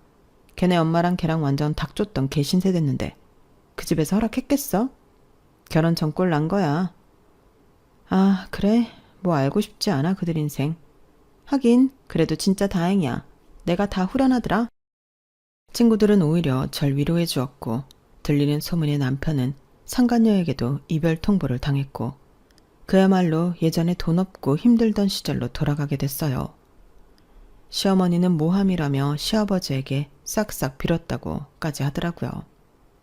하도 욕으로 도배된 음성 메시지를 남기는 시어머니였는데 하도 제가 메시지를 받아주지 않자 제가 일하던 백화점까지 찾아와서 저를 만나기에 이르렀고 만난 후 하소연을 했어요. 꼴을 보아하니 그때랑 사뭇 달라진 모습을 하고 오셨더라고요. 네가 얼마나 여우짓을 떨었길래 네 시아버지가 날 안 만나주냐 이 말이야. 다시 원래대로 돌려놔. 나밖에 모르던 양반인데 이게 말이 되는 거니? 내 연락도 안 받는다고. 원래 마음이 약한 양반이라 이러지 않는 사람인데. 진짜 우습네요. 단순히 일 때문에 어머님과 시영이를 내쫓았다고 생각하세요? 그동안 저한테 그리고 가정부분들한테 했던 행동들 돌이켜보세요. 그게 사람인지. 참나. 일이 이렇게 됐으니까 그럼 시영이라도 네가 책임져. 시어머니는 다시금 어이없게 저보고 남편을 책임지라는 소리를 했고 전 그 자리에서 박장대소를 하며 자리를 떠났어요. 제가 떠나면서 본 시어머니 표정은 여태까지 볼 수 없던 쓸쓸한 표정이었고 모든 것을 후회하는 표정이었어요. 그렇게 그런 해프닝이 있고 몇 달이란 시간이 지났고 들리는 소문에 전 남편은 어디 산속으로 들어갔다고 하더라고요. 모든 걸 잃고 다시 시작하기 두렵다고 말이죠. 시어머니는 다시 반찬가게와 식당 일을 하며 일주일에 한 번 도시락을 싸들고 남편이 있는 절에 간다고 했어요. 제가 이번 일을 겪으면서 느낀 것은 손가락질 받을 짓은 정말 하지 말라는 것이에요. 시간이 지나면 정말 자기가 뿌린 모든 것들은 언젠가 나에게 화살이 되어 돌아오게 됐다는 것도 느꼈어요. 전 그 일이 있고 평범하게 직장 생활을 했고 정말 새 출발을 하였죠. 그리고 시아버지와 계속 안부 인사를 하고 지냈는데 저에게 좋은 기회를 제안해 주셔서 전 지금 시아버지 회사에 비서로 일을 하고 있어요. 백화점 안내 데스크를 오래 해서 그런지 시아버지가 비서로는 딱이라고 했거든요. 오랜 직장을 그만두고 비서라는 직업을 택하기 쉽지 않았지만 그래도 지금은 후배들도 많이 생기고 주말에도 쉴 수 있는 근무 환경 때문에 참 만족스럽게 다니고 있어요. 비록 이혼은 했지만 제 인생의 한 페이지이기 때문에 후회는 없거든요. 후회 없이 모든 것을 걸어봤기에 사실 미련도 아예 없어요. 이제는 그저 각자 잘 살기를 바랄 뿐이죠. 앞으로 욕심을 내기보다는 지금처럼 잔잔하게 하루를 보내면서 제가 일하는 분야에 있어 더 전문적이고 싶은 마음이에요. 몇 년 전 이야기라 지금은 웃으면서 이야기를 써내려갈 수 있었네요. 제 이야기를 저 역시 써내려가면서 그간 남아있던 감정들도 털어낼 수 있어 좋은 기회였어요. 여러분들 제 글을 들어주셔서 감사해요. 행복하세요. 여러분, 사연 댓글에 응원과 현명한 조언 부탁드려요. 좋아요와 구독은 저에게 큰 힘이 됩니다. 오늘도 좋은 일 가득하세요.